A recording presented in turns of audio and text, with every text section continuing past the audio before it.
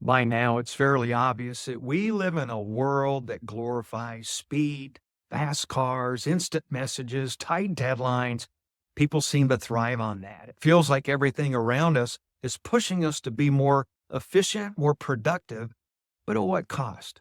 Hey, I'm Mike Woods, and I'm a spiritual practices coach. And the truth is, we get so caught up in the hustle from moving from one task to the next that we forget to slow down. We forget to take time to just breathe.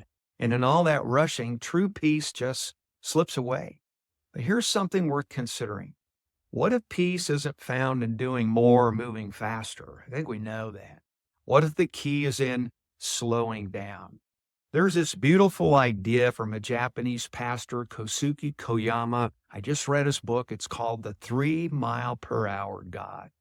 And in that book, it challenges the speed of our lives and invites us to think about a different kind of speed, the speed of love.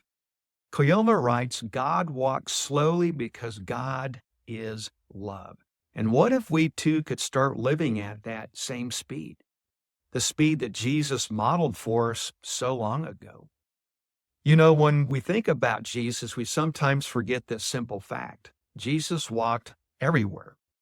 There were no cars, no planes, just his own 2 feet, and Jesus walked at about the pace of 3 miles per hour. It's your average walking speed. But beyond the physical pace, Koyama saw something deeper in that unhurried movement of Jesus. Jesus walked slowly, not because he had to, but because love itself moves slowly. As Koyama puts it, God walks slowly in Jesus because God is love, and love takes time. Think about it. When you look at Jesus' life, he wasn't rushing from one miracle to the next. He took his time. He stopped. He listened to folks. He asked questions. He engaged people right where they were. And he healed at the pace of love. In our world where speed is everything, Jesus' slow, deliberate steps remind us that love and relationship should come before productivity. It's an invitation to live a different kind of life. Today, it really feels like busyness has become a badge of honor, The more that we can pack into our schedules, the more accomplished we think that we are. But at the end of the day, all that speed leaves us feeling burnout, stress, and disconnected from ourselves, from others, and from God. I suspect you probably know that. The truth is, peace isn't found in doing more. Peace is found in slowing down. Koyama reminds us that time is a gift that God has given us, and the purpose of time is to love God and one another more fully. One practical way to reclaim this gift of time is through unhurried walking. When we slow down, we create space for reflection, for God's voice. We make room for peace. It's in those slower movements that we step out of the chaos and into the quiet of God's love. One of my favorite stories that shows this unhurried walking with Jesus is found in the road to Emmaus. After his resurrection, Jesus walks alongside 2 disciples who were just really struggling to make sense of everything. You ever been there before? I have. Anyhow, they didn't recognize him at first, but notice this. Jesus didn't rush the conversation. They walked slowly together, and it was during that leisurely walk that Jesus revealed himself to them. This wasn't a rushed encounter. It was a journey of reflection that unfolded one slow step at a time. And we see this calm, deliberate movement again when Jesus walks on the water. Amidst the storm, he didn't run across the sea. He walked slowly towards his disciples, bringing peace to their fear. These stories remind us that Jesus is never in a hurry.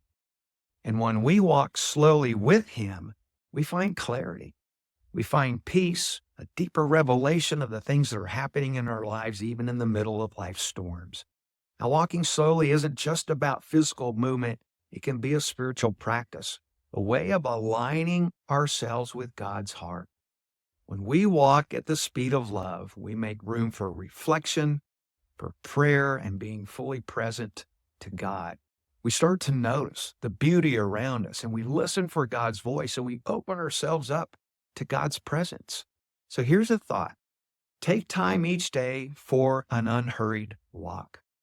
Leave your phone behind, let go of your to-do list, and as you walk, ask yourself, where do I feel God's peace right now? What is He inviting me to do as I slow down and strive to love more deeply? Let this unhurried walking be a moment where you can meet God one slow step at a time. In a world that values speed and efficiency, slowing down can feel like you're going against the grain. I get that. I feel that sometimes.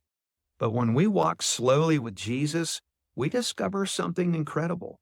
We find a deeper peace and a clearer purpose for our lives and a closer connection to God's love.